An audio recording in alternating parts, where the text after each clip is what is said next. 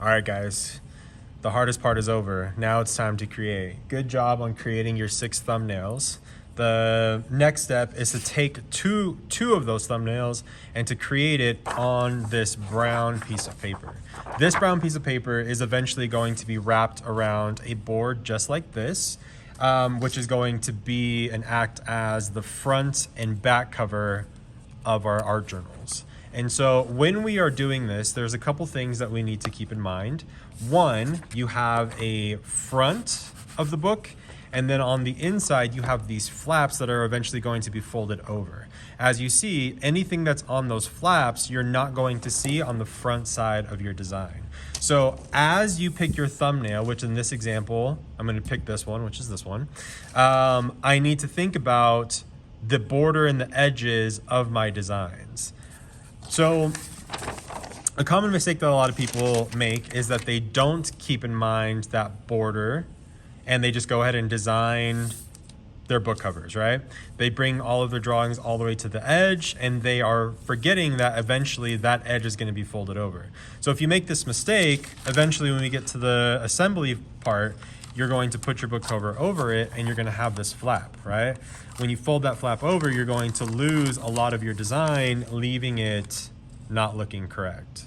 So to avoid this, what you're going to have to do is you're going to take your brown piece of paper, you're going to take the board that we are going to use, and we're going to place it as centered as we possibly can. Once it's centered, we are going to draw a line with a pencil, and this line is going to be temporary, and its intention is to tell us where the center of our book cover is going to be and what edges are going to be folded over when we start to assemble our books. So this line, as I mentioned again, is temporary, so you are going to erase it eventually. And so when you take your thumbnail, your goal is to take this design and to create it inside of this border.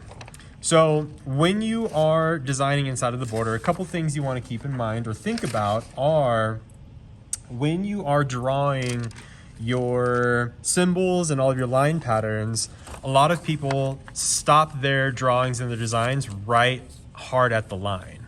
So if you do this, the issue that you're going to run into is when you eventually mount it to the board and adhere it and fold it over, you are forcing yourself to make sure that you get this exactly perfect.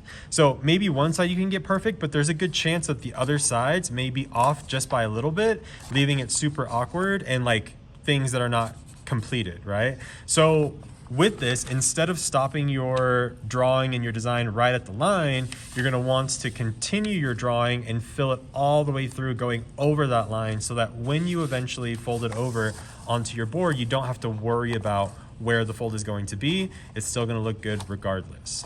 So with that said, a couple things that you also want to think about are this particular artist went ahead and drew her line, right? And then she took all of her line patterns, she took it all the way to the edge of the page, and she knows that this is going to be eventually folded over and covered, but she also wanted to include a couple of words, right? Resembling where she's from, Guatemala. She put a couple line patterns, designs right up here. And so again, when she folds this over, these are going to be on the inside of the book, like this, here.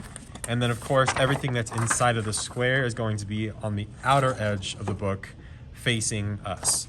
So as you're designing, again, make sure that you draw that border around here so that you know what's going to be showing up on the front and then what's going to be showing up on the outer border as it gets folded into the board.